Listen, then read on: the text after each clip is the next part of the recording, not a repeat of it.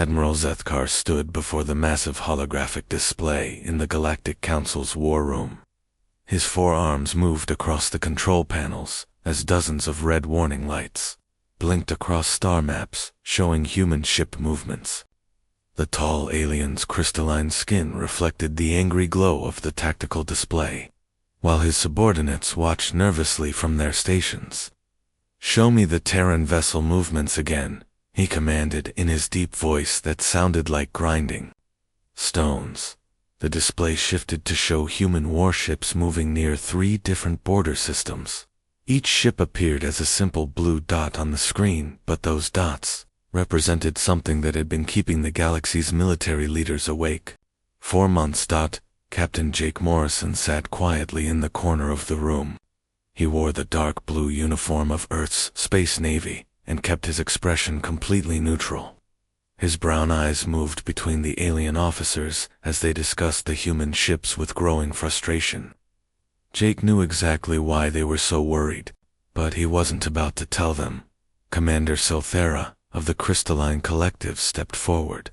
Her body was made of living crystal that changed colors with her emotions. Right now, she glowed angry red as she pointed at the display. "Every time we try to scan these human vessels, our equipment fails completely. Our sensors go dark, and our computers crash. This is not normal behavior for any known technology." The insectoid Hive Admiral Klext clicked his mandibles together rapidly. His compound eyes reflected the light from the display as he spoke in his buzzing voice. "The humans claim their ships use standard materials and basic technology. Yet our most advanced scanning systems cannot penetrate their hulls or analyze their construction. This suggests they are hiding something significant from us." Jake shifted slightly in his chair, but said nothing. He watched as more alien officers joined the discussion. Each species represented billions of citizens across hundreds of star systems. They all shared one common problem, though. None of them could figure out how human warships worked. Dr. Elena Rodriguez entered the room through the main doors. She was Earth's chief diplomatic representative to the Galactic Council and had been summoned to explain the growing concerns about human military technology. Elena was a small woman with dark hair and intelligent eyes. She carried herself with quiet confidence as she approached the group of alien military leaders. "Gentlemen and beings of various descriptions," Elena said with a slight smile, "I understand. There are some concerns about our naval vessels. Perhaps we could discuss this in a more civilized manner." Admiral Zethkar turned his massive form toward her. His voice carried clear frustration as he spoke. "Dr. Rodriguez, your people's warships are causing significant problems for our intelligence-gathering operations. Every attempt to perform standard military scans results in complete system failures. We need to understand what technology you are using." Elena nodded thoughtfully. "I can assure you that our ships are built using materials and methods that would be familiar to most spacefaring civilizations. We use standard hull plating, conventional power systems, and normal weapon configurations. There is nothing exotic or unusual about our construction techniques." Commander Lisa Bennett entered the room behind Elena. She was a tall blonde woman who served as Jake's second-in-command aboard their ship. Lisa took a position near the wall and observed the conversation with professional interest. Her presence added to the growing tension as more humans appeared in what was supposed to be an alien strategy meeting. "If your ships are so conventional, then why do our scanners fail every time we attempt analysis?" Silthara demanded. Her crystalline body now pulsed with frustrated orange light. "Our technology can penetrate the hulls of any known vessel design. We can analyze power systems, weapon configurations, and crew positions from significant distances. Yet human ships remain completely opaque to our sensors." Jake finally spoke up from his corner position. "Perhaps your scanning technology, simply, isn't as advanced as you believe it is. Our ships are built to military standards, which naturally include certain protective measures against unauthorized examination." The room fell silent at his words. Several alien officers turned to stare at the human captain. Klexith's compound eyes focused on Jake while his wings buzzed with agitation. Are you suggesting that human technology is superior to the combined scientific knowledge of 17 advanced civilizations? I'm not suggesting anything, Jake replied calmly. I'm simply pointing out that if your equipment can't do what you claim it should be able to do, then perhaps the problem lies with your equipment rather than with our ships. Admiral Zethkar slammed one of his four hands against the control panel. The sound echoed through the chamber like a hammer hitting stone. This attitude is exactly what concerns us, Captain Morrison. Humans have been members of the galactic community for only 50 years, yet you act as if you possess secrets that our oldest civilizations cannot comprehend. Alina stepped forward to diffuse the growing tension.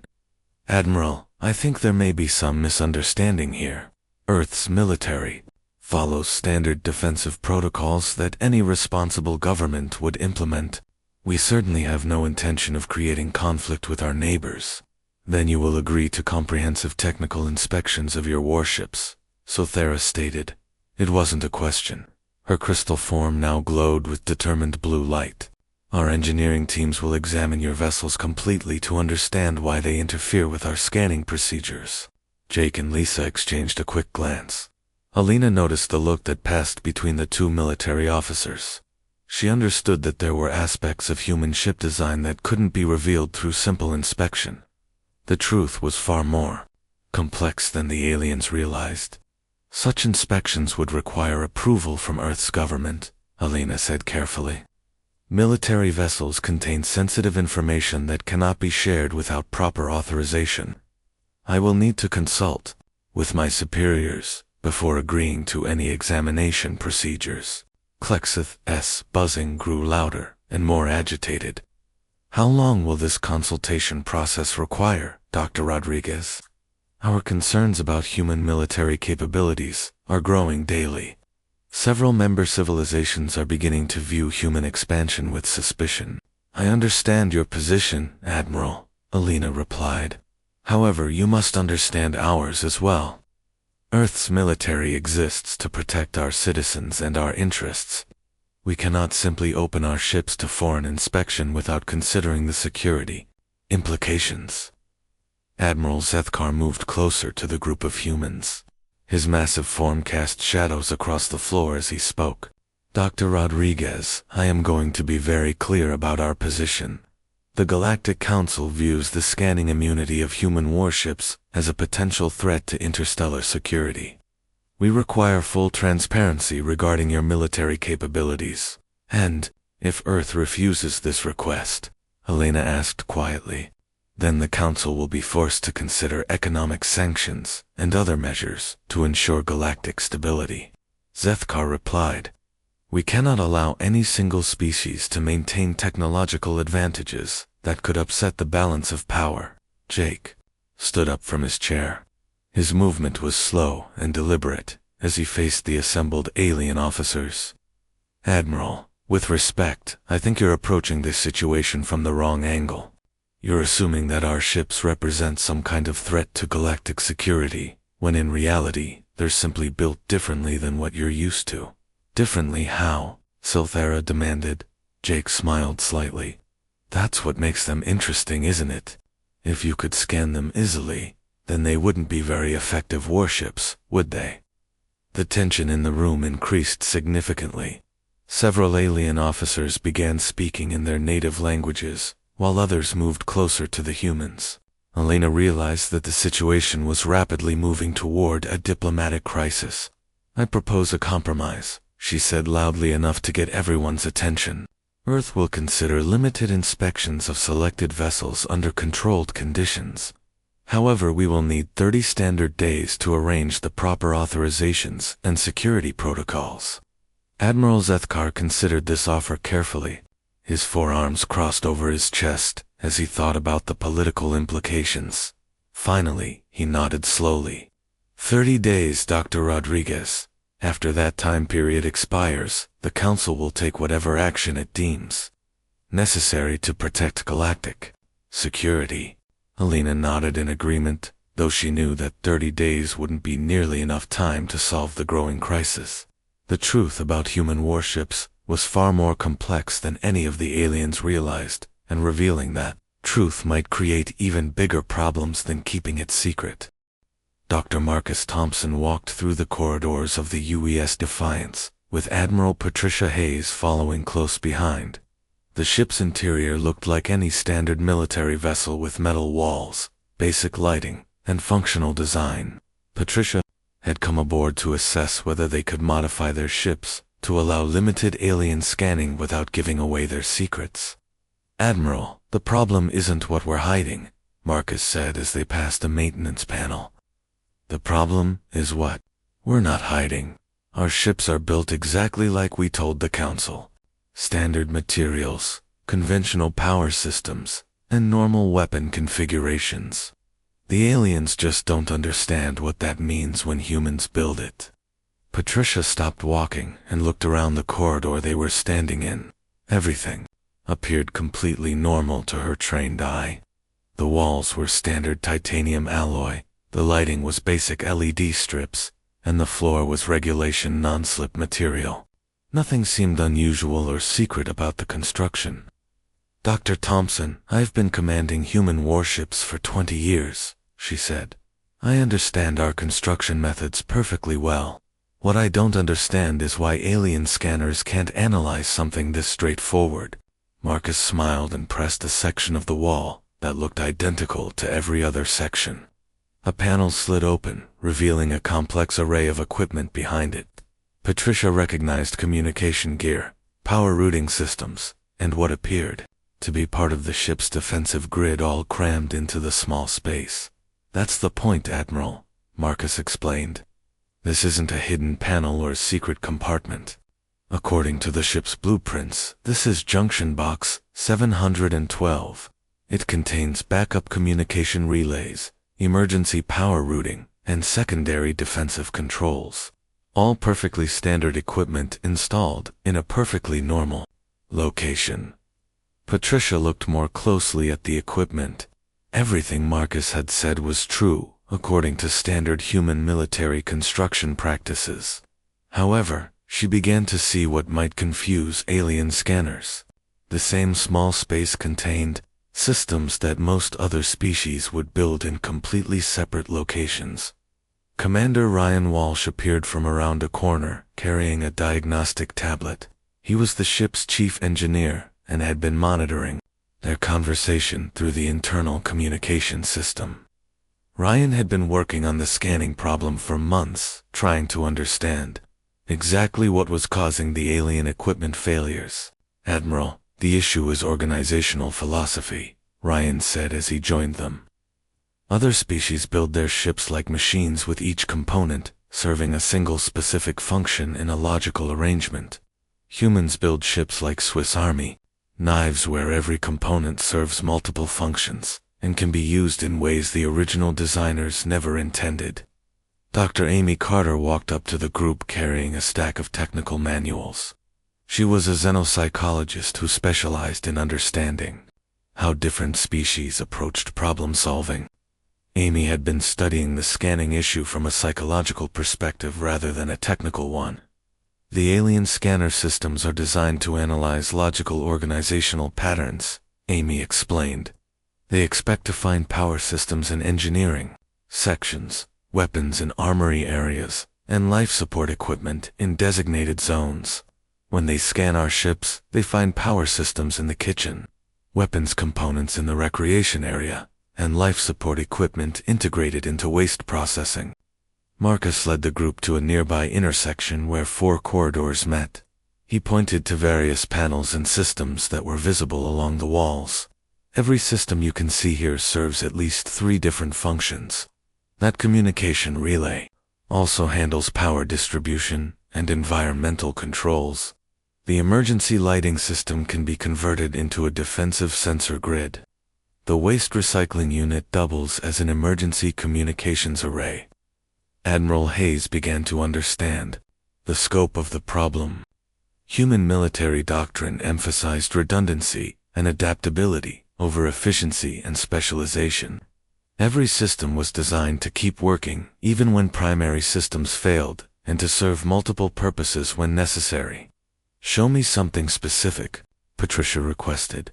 "I need to understand exactly how this affects alien scanning procedures." Ryan consulted his tablet, and then led the group toward the ship's main recreation area. The large room contained exercise equipment, entertainment systems, and comfortable seating for off-duty crew members. Everything looked exactly like what it was supposed to be according to the ship's official purpose. "Computer activate emergency protocol 7, Ryan commanded. Immediately the recreation room began to transform. Exercise equipment folded into the walls, revealing weapon control stations. Entertainment screens switched to tactical displays. The comfortable seating areas reconfigured themselves into command positions for battle coordination. The aliens. Scanners detect this room as a recreation facility, Ryan explained. Their computers categorize it as non-essential crew comfort equipment, with no military significance. They have no way to understand that it's actually our secondary command center, because their programming doesn't allow for such organizational flexibility. Amy pulled out one of her manuals and showed Patricia a comparison chart.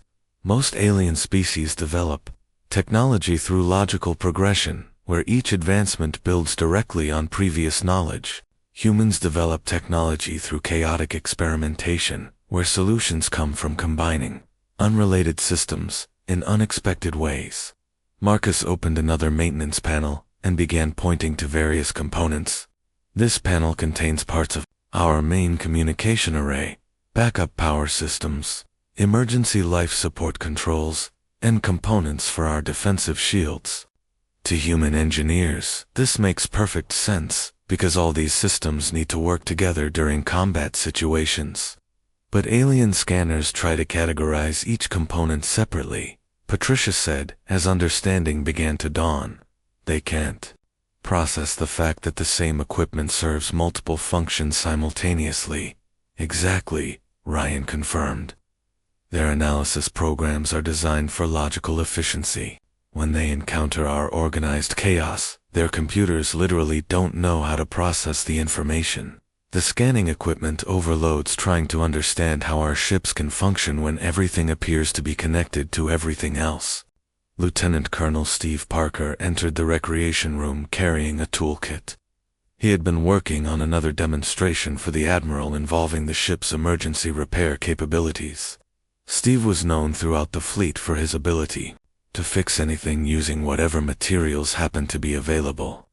"Admiral, would you like to see how we can run the ship's primary communications using coffee makers and bathroom fixtures?" Steve asked with a grin. "It's actually easier than you might think once you understand the basic principles." Patricia nodded, though she wasn't entirely sure she wanted to know the answer. Steve began disconnecting components from various systems around the room, while explaining how human emergency procedures worked. Within 15 minutes, he had created a functioning communication array using exercise equipment, entertainment systems, and parts from the room's small kitchen area. The coffee maker contains heating elements that can generate the power frequencies we need, Steve explained. The entertainment system has all the processing capability necessary for signal modulation. The bathroom fixtures provide the metallic components needed for antenna construction. Everything connects together because human engineers design for maximum adaptability. Amy consulted her research notes and addressed the group.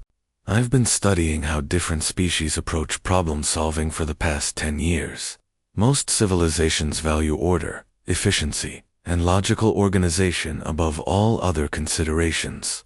They build their technology to work perfectly under ideal conditions. Humans are different," she continued.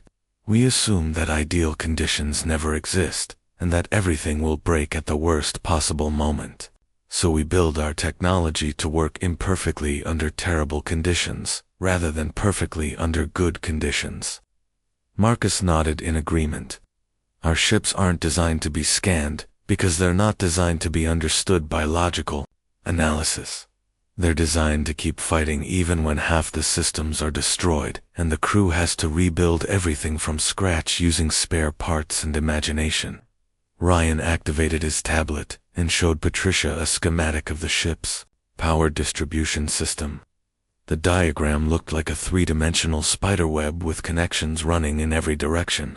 No single system depended on any other specific system because multiple pathways existed for every critical function. This is what breaks the alien scanners, Ryan explained. They try to map our power systems and find that every room contains power generation, power distribution, and power consumption equipment. Their computers can't determine which systems are primary and which are backup because we designed them all to be both primary and backup simultaneously. Admiral Hayes studied the schematic carefully. She had commanded human warships for decades but had never really considered how unusual their construction philosophy might appear to other species.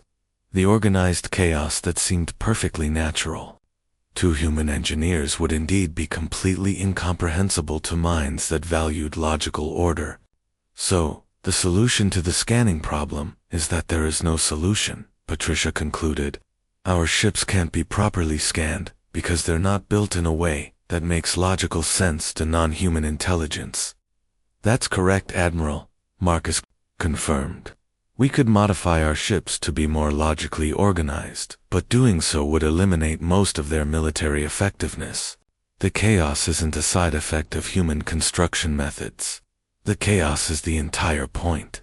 Steve finished reconnecting the normal systems, and the recreation room returned to its standard configuration. The improvised communication array he had built worked perfectly, but now looked like nothing more than randomly connected exercise equipment and kitchen appliances. The real question, Amy said thoughtfully, is whether we want the aliens to understand this, or whether we prefer to keep them confused. Once they realize that our advantage comes from embracing chaos rather than controlling it, they might try to adapt their own construction methods. Patricia considered the implications carefully. The 30-day deadline the Galactic Council had imposed was rapidly approaching, and Earth needed to decide how much truth they were willing to reveal about human military philosophy. The massive consortium scanning vessel approached the UES Thunderbolt like a predator stalking its prey. Captain Danny Foster stood on his bridge, watching the alien ship grow larger on the main screen. The consortium vessel was 3 times the size of his warship and covered with sensor arrays that glowed with blue-white energy. They're really going all out for this demonstration, Commander Beth Williams observed from her position at the tactical station. The consortium ship represented the most advanced scanning technology in the galaxy, and their crew consisted of beings whose intelligence was measured in ways that normal species couldn't even comprehend. Dr. Karen Miller moved between the various bridge stations, checking on her monitoring equipment. She was a human scientist who specialized in studying alien technology and had been brought aboard specifically to observe the scanning attempt. Karen was particularly interested in seeing how the consortium's superintelligent crew would react when their equipment encountered human engineering philosophy. Prime Intellect 7 broadcasted directly into the minds of everyone aboard the Thunderbolt. The consortium being existed as pure thought energy and didn't require physical communication methods. Its mental voice resonated with absolute confidence and barely concealed condescension toward what it considered primitive human technology. Human vessel, you will maintain current position while we demonstrate the superiority of consortium scanning capabilities. Prime Intellect 7 transmitted. Your crude attempts at concealment will provide an interesting technical exercise for our students, but pose no significant challenge to our advanced systems. Captain Foster activated the ship's communication system and responded in his most diplomatic tone. Consortium vessel, we are fully cooperating with this demonstration, as requested by the Galactic Council. Our systems are operating normally, and we have no active defensive measures engaged. Chief Petty Officer Tony Rodriguez sat at the engineering station trying not to smile as he monitored the ship's various systems. Tony had been serving aboard human warships for 15 years and had seen alien technology fail to understand human construction methods dozens of times. The consortium's arrogance would make their eventual confusion even more entertaining. The alien scanning beams began penetrating the Thunderbolt's hull with intense blue light that made the bridge windows glow. Karen watched her instruments as the consortium scanners started their analysis of the ship's structure and systems. The initial readings appeared completely normal from the human perspective. "They're getting good penetration of our outer hull," Tony reported. "All systems are reading as normal, and we're not detecting any scanning interference yet." Prime Intellect 7's mental broadcasts became more focused as it directed its scanning systems. Through increasingly detailed analysis procedures, the superintelligent being was clearly enjoying the opportunity to demonstrate its technological superiority over what it considered a backward human vessel. First-level analysis complete, the consortium being announced. Human vessel construction utilizes standard materials and conventional assembly methods as claimed, proceeding to system mapping and functional analysis. Commander Williams exchanged glances with Captain Foster. They both knew that the consortium's troubles were about to begin, but neither wanted to seem too eager about the impending demonstration of alien technological limitations. Dr. Miller's instruments began detecting fluctuations in the consortium's scanning beams. The alien equipment was starting to encounter the same problems that had frustrated every other species that had attempted to analyze human warships.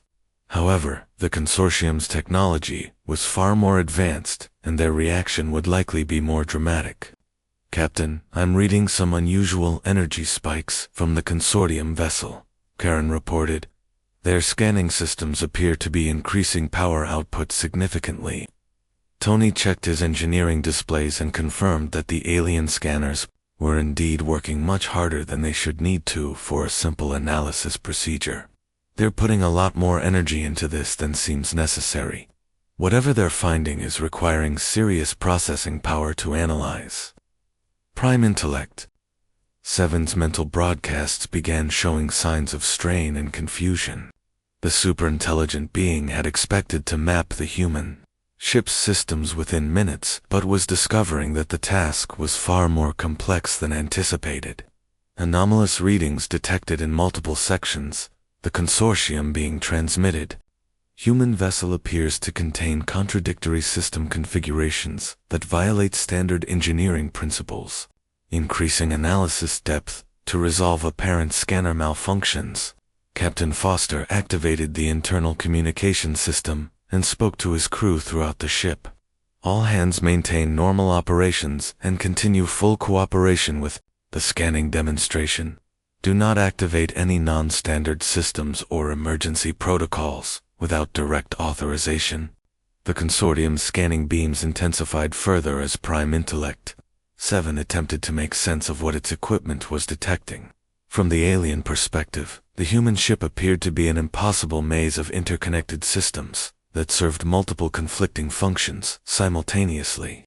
"I'm detecting what appears to be weapon systems integrated into your food preparation areas," Prime Intellect 7 transmitted with growing frustration. "Your life support equipment appears to double as communication relays. Your recreational facilities contain what my scanners identify as command and control systems." Dr. Miller nodded as she recorded the alien's observations. Everything Prime Intellect 7 was detecting was completely accurate, according to human construction standards, but would seem totally illogical to any species that valued efficient organization over adaptive flexibility. Commander Williams consulted her tactical displays and reported on the consortium vessel's condition. "Their energy output is approaching dangerous levels, Captain. I'm reading significant heat buildup in their scanning arrays, and their power systems are showing signs of strain." Tony's engineering monitors began detecting more serious problems aboard the alien ship. "Captain, the consortium vessel is experiencing cascading system failures. Their main computers are overloading, trying to process the scanning data. Prime Intellect 7's mental broadcasts became increasingly erratic as the superintelligent beings struggled to comprehend the organized chaos of human engineering. The consortium's logical thought processes were simply not equipped to handle the seemingly random complexity of human system integration. Impossible readings continue to multiply, the alien being transmitted with obvious mental strain. Your waste processing equipment appears to serve as backup communication systems. Your kitchen facilities contain components that register as defensive shield generators. Your bathroom fixtures show characteristics of sensor array equipment. Captain Foster maintained his diplomatic tone despite the growing crisis aboard the alien vessel. Prime Intellect 7, all systems aboard our vessel are operating according to standard human construction protocols. Perhaps your scanning equipment requires recalibration or adjustment. The consortium's scanning beams suddenly fluctuated wildly as Prime Intellect 7's mental processes began overloading from trying to analyze the incomprehensible human ship design. The superintelligent being's thoughts became fragmented and confused as it encountered engineering principles that violated everything it understood about logical construction. Error cascades multiplying exponentially. Prime Intellect 7 broadcast in increasingly disjointed mental bursts. Human construction methodology demonstrates organized disaster principles that exceed computational analysis capabilities. System integration patterns suggest controlled chaos implementation that defies rational understanding. Dr. Miller watched her instruments with fascination as the most advanced scanning technology in the galaxy failed completely when confronted with human engineering philosophy. The consortium's superintelligent crew was experiencing the equivalent of severe mental breakdown from trying to understand human organizational methods. Captain, the consortium vessel is beginning to retreat, Commander Williams reported. Their scanning systems have shut down completely, and they're moving away from us at maximum safe speed.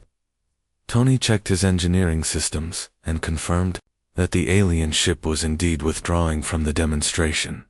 All their scanning equipment has gone offline, Captain. I'm detecting massive computer failures throughout their vessel. Prime Intellect 7 managed one final coherent mental transmission before the consortium ship disappeared into hyperspace.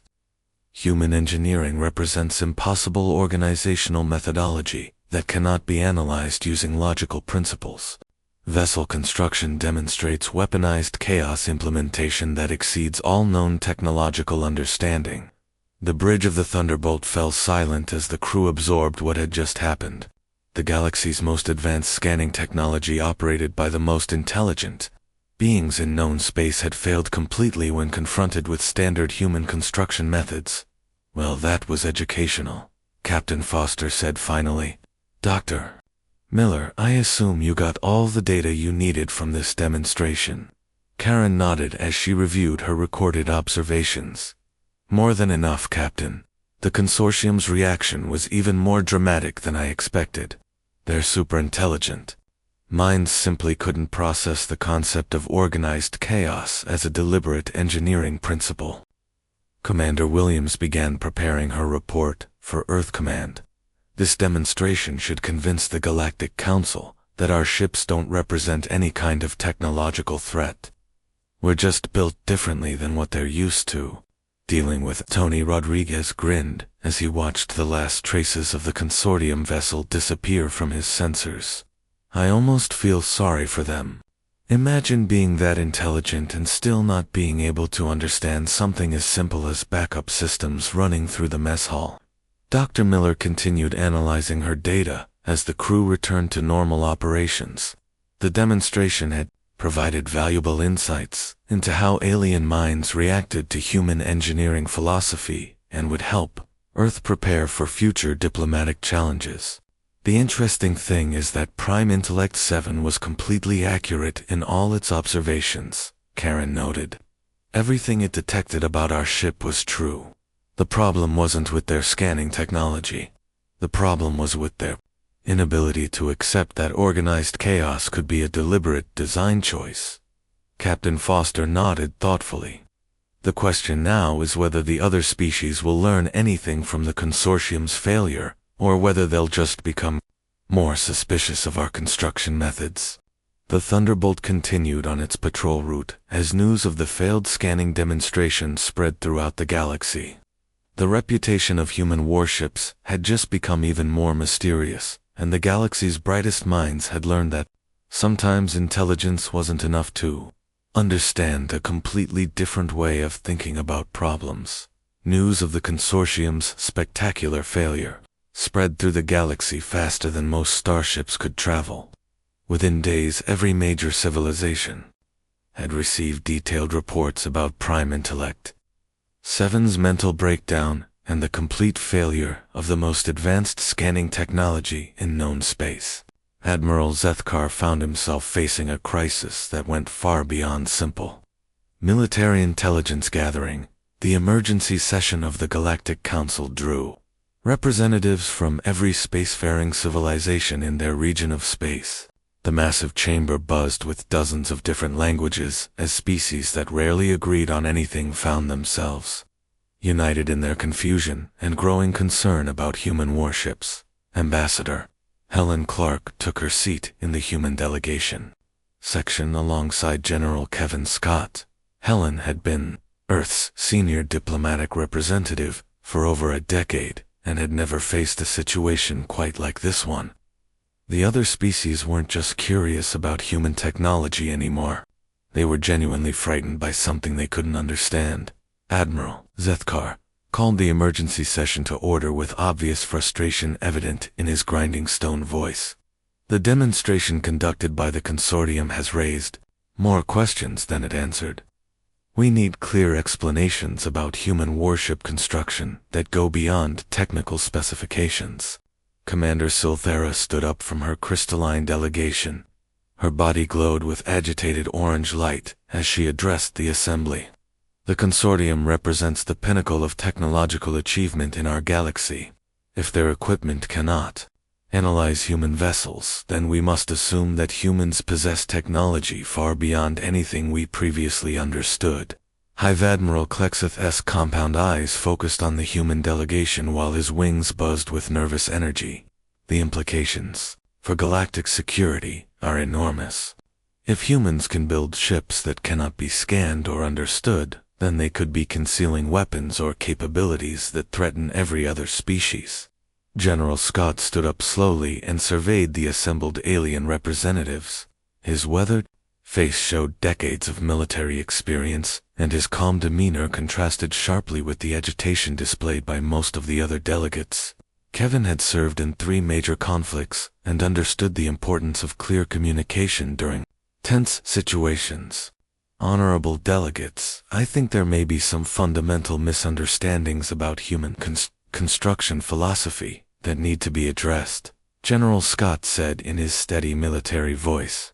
Perhaps we should bring in an expert who can explain our engineering principles more clearly than I can. Dr. Rachel Turner entered the chamber through the main doors, carrying a small case of materials and documentation. Rachel was Earth's leading military historian and had spent years studying how human conflict experience influenced technological development. She was one of the few people who could explain human engineering philosophy in terms that alien minds might be able to understand. Dr. Turner, Admiral Zethkar said as she approached the speaker's position. We need clear answers about why human warships cannot be analyzed using standard scanning procedures. The recent demonstration with the consortium has created serious concerns about human technological capabilities. Rachel opened her case and pulled out several physical components that she placed on the presentation table. The items looked like random pieces of metal and electronic equipment to most of the alien observers, but each piece represented important aspects of human engineering philosophy. Honorable delegates, the secret of human warship construction isn't advanced technology or exotic materials, Rachel began. The secret is our assumption that everything will break at the worst possible moment, and our insistence on building equipment that can still function under those conditions. She picked up a simple metal bracket that looked unremarkable to most observers. This component serves 6 different functions aboard a human warship. It's part of the structural support system. It carries electrical power. It routes communication signals. It contains backup computer processing capability. It serves as an emergency antenna, and it can be removed and used as a tool for emergency repairs. The alien delegates exchanged confused glances as they tried to understand how a single component could serve so many different purposes simultaneously. Most species built their technology with each component serving one specific function in an organized logical arrangement. The reason your scanning equipment fails when analyzing our ships is not because we're hiding advanced technology, Rachel continued. Your scanners fail because they're designed to analyze logical, organizational patterns, and our ships are deliberately built using organized chaos principles. Captain Bobby Chen entered the chamber wearing his dress uniform and carrying a toolkit. Bobby was known throughout the Earth fleet for his ability to repair any system using whatever materials happened to be available. He had been brought to the Council's session to provide practical demonstrations of human engineering flexibility. Captain Chen will demonstrate how human emergency repair procedures work, Rachel announced. This will help illustrate why our ships appear so confusing to logical analysis systems. Bobby opened his toolkit and began assembling components from Rachel's collection of spare parts. Within minutes, he had created what appeared to be a functioning communication device, using pieces that had originally served completely different purposes aboard various human ships. The power source comes from a kitchen appliance, Bobby explained as he worked. The signal processing unit was taken from bathroom equipment. The antenna array consists of spare parts from exercise equipment. The control interface uses components from the ship's waste recycling system. The assembled alien delegates watched, with growing amazement and horror, as Bobby's improvised device began receiving and transmitting signals perfectly. The concept of building functional equipment from random spare parts violated every principle of logical engineering that their civilizations had developed over thousands of years. Dr. Turner continued her explanation, while Bobby's demonstration proceeded. Human military history is dominated by situations where soldiers and sailors had to keep fighting with broken equipment under terrible conditions. We learned to value adaptability over efficiency and flexibility over perfection. She gestured toward Bobby's improvised communication device. Every human warship is essentially a 3-dimensional toolbox, where any component can be used to repair or replace any other component. This organizational philosophy is completely alien to species that value logical efficiency. General Nancy Adams stood up from her position in the human delegation. Nancy had commanded human forces during the most recent border conflict, and understood better than most how human engineering principles translated into combat effectiveness. The truth is that our ships represent a completely different approach to the problem of building military equipment, Nancy explained. Most species try to build perfect machines that work flawlessly under ideal conditions. Humans build imperfect machines that continue working under impossible conditions. Admiral Zethkar leaned forward in his massive chair. General Adams, are you saying that human warships are deliberately built to be inefficient and illogical? Not inefficient, Admiral, Nancy replied. Differently efficient. Our ships sacrifice single-function optimization in favor of multifunction adaptability. We accept lower performance under perfect conditions in exchange for continued operation when everything goes wrong. Dr. Turner picked up another component from her collection and held it up for the delegates to examine. This piece of equipment serves as part of our life support system under normal conditions. However, it can be quickly reconfigured to boost weapon power, enhance communication range, provide emergency lighting, or generate drinking water, depending on what the crew needs most. Commander Silthara S. crystalline form pulsed with confused yellow light. Dr. Turner, this organizational philosophy explains why our scanners cannot analyze your vessels, but it raises even more serious questions about human capabilities. If your ships can be completely rebuilt using spare parts, then your true military potential cannot be measured by external observation. The chamber fell silent as the implications of Silthera's observation sank in. The alien delegates began to realize that the scanning problem was not really about technology at all. It was about confronting a completely different way of thinking about engineering and problem solving. Hive Admiral Klexithus, buzzing, grew more agitated. How do we assess military threat levels from human forces if their true capabilities cannot be determined through standard analysis? Your ships could be far more dangerous than they appear, or far less effective than we estimate. Rachel nodded thoughtfully. That uncertainty is exactly the point, Admiral. Human military doctrine assumes that enemies will always have better intelligence than we expect and more capabilities than we plan for. So we build our ships to be effective, regardless of what advantages the other side might possess. Captain Chen finished his demonstration by connecting his improvised communication device to the chamber's main display system. The screen immediately began showing real-time tactical information from human ships operating in nearby star systems.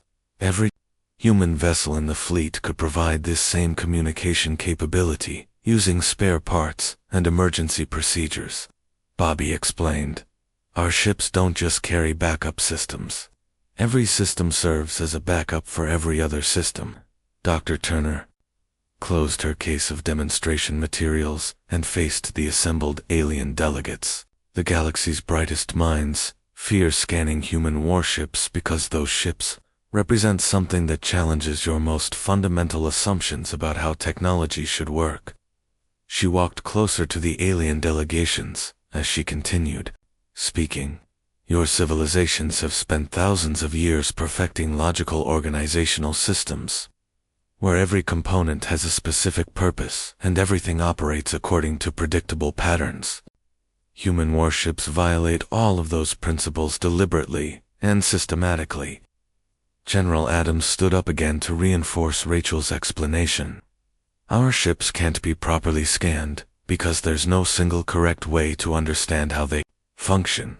Depending on the situation, any system aboard a human warship might serve as weapons, communications, life support, propulsion, or structural support.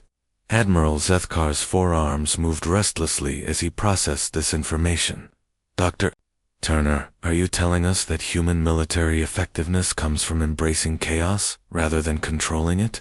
Not chaos, Admiral, Rachel replied. Organized chaos. There's a significant difference between random disorder and deliberate flexibility. Human engineers spend years learning how to build systems that can be reconfigured for any purpose while still maintaining basic functionality. Captain Chen began packing up his toolkit while his improvised communication device continued displaying tactical information.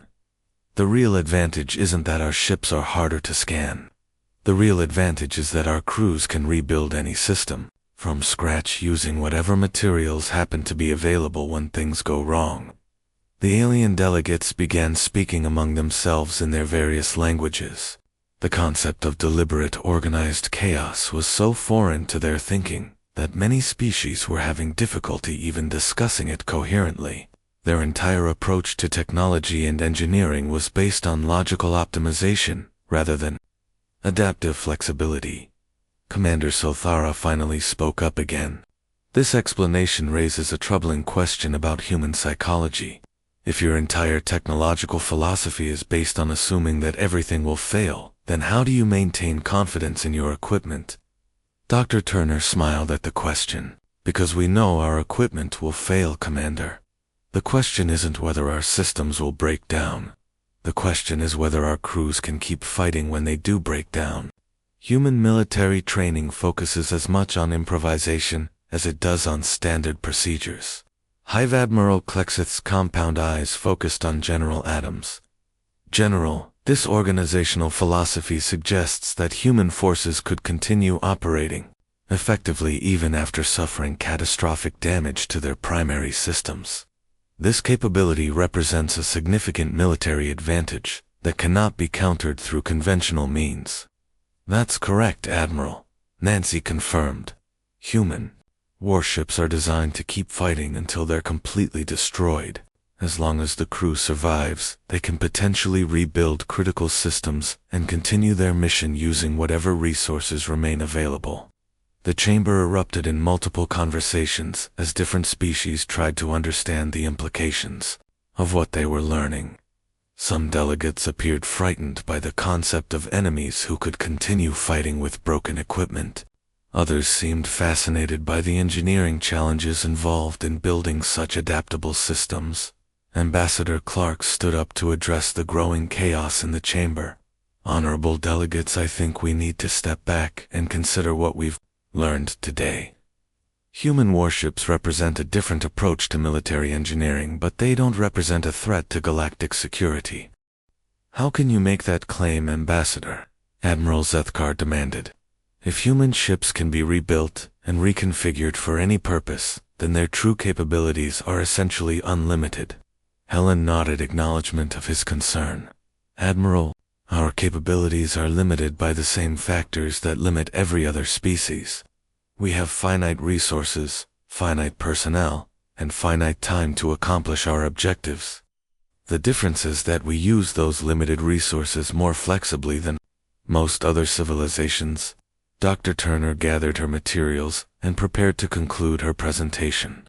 The organized chaos that confuses your scanning equipment is the same organized chaos that confuses human enemies during actual combat. Our ships survive not because they're built better, but because they're built differently. General Scott stood up to make the final points from the human delegation. The 30-day deadline the Council imposed is nearly expired. Earth has provided the explanations you requested about our warship construction. We hope this information helps reduce concerns about human military intentions. Admiral Zethkar considered everything he had heard during the session.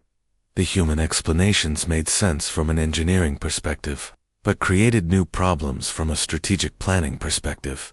How could military leaders assess threats from forces whose true capabilities were essentially unknowable?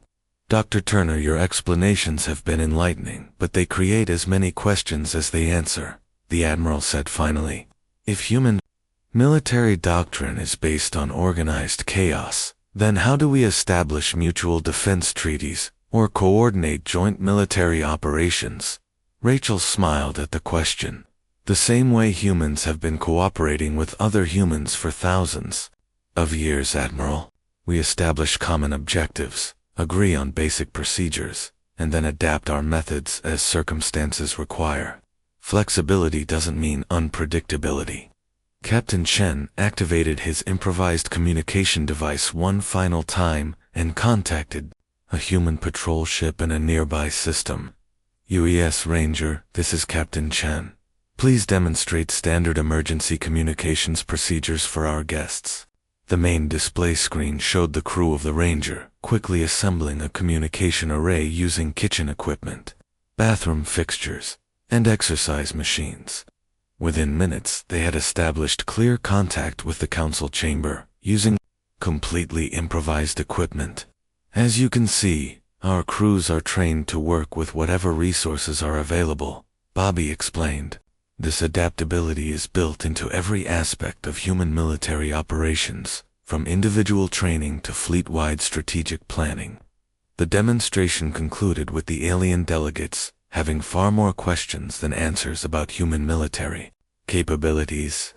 However, they now understood that the scanning problem was not caused by advanced technology or deliberate concealment, but by fundamental differences in engineering philosophy. Ambassador Clark addressed the chamber one final time.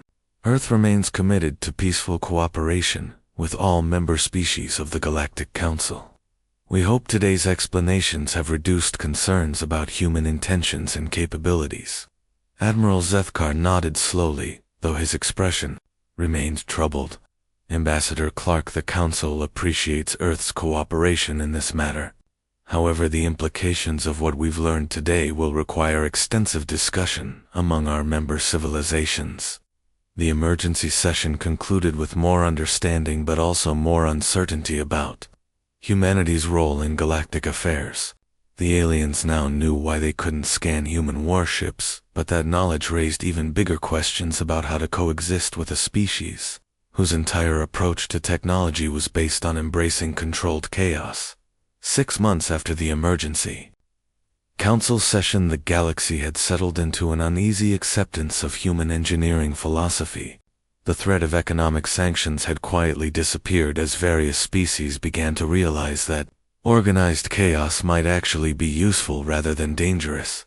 However, the fundamental unease about humanity's approach to technology remained strong among most alien civilizations. Admiral Carl Johnson stood on the bridge of the newly commissioned U.S. Phoenix as it approached the orbital station where he would meet with Galactic Council representatives. Carl had been selected to lead the first technology exchange program between Earth and interested alien species.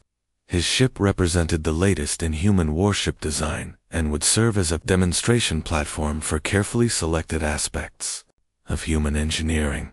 The Phoenix looked like any other human warship from the outside, but had been specifically modified to showcase human construction principles without revealing military secrets. Selected sections of the ship had been prepared for alien examination, while other areas remained off-limits for security reasons.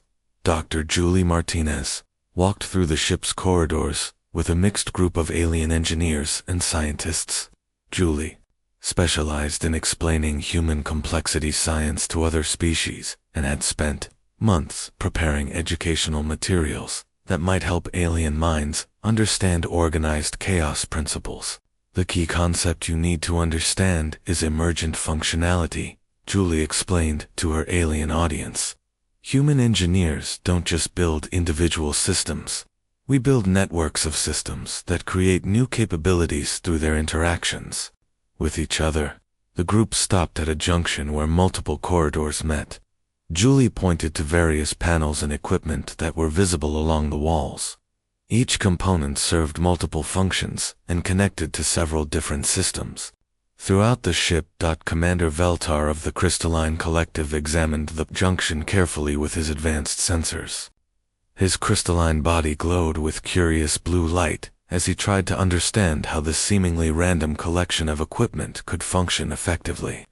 Dr. Martinez, I can detect power routing, communication relays, environmental controls, and what appears to be defensive system components all in this single location, Veltar observed.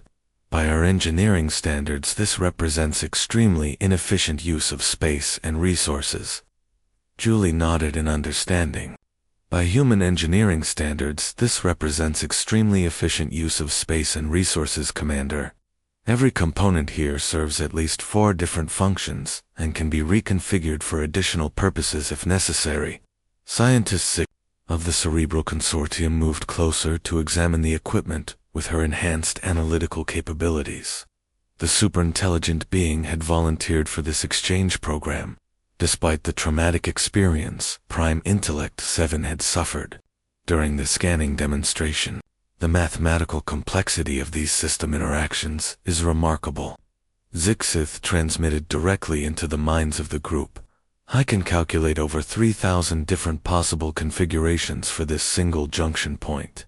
The permutation possibilities for the entire ship would require significant computational resources to analyze. Dr. Martinez smiled at the alien's observation. That's exactly the point, Scientist Zixith. Human crews don't need to calculate all possible configurations. They just need to understand the basic principles well enough to create whatever configuration the situation requires. Commander Bruce Taylor appeared from around a corner, carrying a toolkit and several alien-built components. Bruce was the Phoenix's chief engineer and had been working with the visiting alien scientists to demonstrate human repair and modification techniques. Dr. Martinez, would our guests like to see how we can integrate their equipment into our systems? Bruce asked. I've been working with some interesting crystalline collective power cells and consortium processing units. The alien engineers exchanged uncertain glances. The idea of mixing technologies from different species violated most of their basic engineering principles. Each civilization had spent thousands of years developing integrated systems that worked together perfectly within their own technological paradigms. Julie gestured for Bruce to proceed with his demonstration. "Please, show them how human integration principles work, Commander. I think our guests will find it educational." Bruce opened his toolkit and began connecting the alien components to various human systems throughout the junction. The crystalline power cells were designed to work only with crystalline equipment, while the consortium processing units required specific connection protocols that were incompatible with most other technologies. "The trick is not to make their equipment work exactly like ours," Bruce explained as he worked. "The trick is to find the common functional elements and build interface systems that let everything work together, despite their differences." Within 30 minutes, Bruce had successfully integrated the alien components into the human ship's systems. The crystalline power cells were providing backup power for human communication equipment, while the consortium processing units were helping to coordinate environmental controls throughout that section of the ship. Scientist Zixith transmitted her amazement to the group. "Commander Taylor has created functional integration between three completely incompatible technological paradigms. The mathematical complexity of the interface systems should require months of careful calculation and testing." "It did require careful thought and testing," Bruce replied. "About 30 minutes worth. The key is understanding that compatibility isn't about making everything identical. Compatibility is about finding ways to make different things work together toward common goals." Commander Veltar's crystalline body shifted to confused yellow light. "But how do you maintain system reliability when using improvised interface solutions? Our engineering protocols require extensive testing and validation before implementing any new configurations." Dr. Martinez consulted her educational materials and pulled out a comparison chart showing human versus alien approaches to system reliability. "Most species achieve reliability through perfection, Commander. Humans achieve reliability through redundancy and adaptability." She pointed to different sections of the chart as she explained. "Your systems work perfectly as long as nothing unexpected happens. Our systems work adequately even when everything unexpected happens simultaneously. We accept lower performance under ideal conditions in exchange for continued operation under impossible conditions." Captain Sandy Roberts joined the group as they continued their tour through the Phoenix. Sandy had been commanding human warships for over 20 years and had extensive experience with the kind of improvised solutions that confused alien engineers. Captain Roberts Veltar said as she approached, "Dr. Martinez has been explaining human engineering philosophy, but I'm having difficulty understanding how such chaotic organizational methods can be taught to new personnel." Sandy smiled at the question. "Commander, the chaos isn't random. It follows very specific patterns and principles that human engineers learn during their training. We teach adaptability as a systematic discipline rather than accidental creativity." The group moved to the ship's main engineering section, where several human technicians were working on routine maintenance procedures. Each technician was performing tasks that would normally require specialized equipment, but they were using improvised tools and creative solutions instead. "Our maintenance philosophy assumes that we'll never have exactly the right equipment when we need it most," Sandy explained. "So we train our personnel to solve problems using whatever resources happen to be available." Technician First Class Mike Stevens was rebuilding a power coupling using components from 3 different systems, plus some spare parts from the ship's recreational equipment. His work looked completely chaotic to the alien observers, but followed well-established human engineering principles. "The power coupling failed this morning during routine operations," Mike explained to the visiting aliens. "The replacement part won't arrive for another week, so I'm building a temporary solution using available materials." Scientist Zixith analyzed Mike's work with her enhanced mental capabilities. Technician Stevens, you have created a functional power coupling using components that were never designed to work together. The theoretical probability of success for such an improvised solution should be extremely low. Mike grinned as he continued working. The probability is actually pretty high once you understand how electrical systems really work rather than how they're supposed to work. Most components can serve multiple functions if you're creative about connection methods. Dr. Martinez observed the alien reactions carefully as the demonstration continued. The visiting engineers were beginning to understand that human chaos wasn't actually chaos at all, but represented a sophisticated approach to managing complexity that their own civilizations had never developed. The fundamental difference between human and alien engineering is philosophical, Julie explained. Most species try to eliminate uncertainty through perfect design. Humans try to manage uncertainty through flexible design. Commander Bruce Taylor finished his integration demonstration and began testing the combined systems. The alien components were working perfectly with human equipment, despite coming from completely different technological traditions. The interesting thing is that our improvised integration actually performs better than any of the individual systems working alone, Bruce noted. The crystalline power cells provide more stable energy than our standard units. The consortium processing units handle complex calculations faster than our computers. Human integration methods let us combine the best features from different technologies. The visiting alien engineers spent the next several hours examining various aspects of human engineering throughout the ship. They found organized chaos everywhere they looked, but began to understand that the chaos followed consistent patterns and principles. Captain Roberts addressed the group as their tours concluded. The galaxy's fear of scanning human warships wasn't really about technology. It was about confronting a completely different way of thinking about problems and solutions. She gestured toward the various demonstrations they had observed. Human engineering represents organized chaos. But that chaos is carefully designed to produce specific results under unpredictable conditions. We don't build machines that work perfectly. We build machines that keep working when perfection becomes impossible. Commander Veltar's crystalline form glowed with thoughtful purple light. Captain Roberts, this technology exchange has been very educational, but it raises significant questions about our own engineering methods. Perhaps our pursuit of logical perfection has created vulnerabilities that we never considered. Scientist Zixith transmitted her final observations to the group. Human organized chaos principles represent a sophisticated approach to complexity management that our civilizations should study carefully. The ability to maintain functionality under degraded conditions provides strategic advantages that traditional engineering cannot match. Dr. Martinez collected her educational materials as the exchange program concluded. The most important thing to understand is that human engineering isn't random or accidental. It represents thousands of years of learning how to survive and thrive under impossible conditions.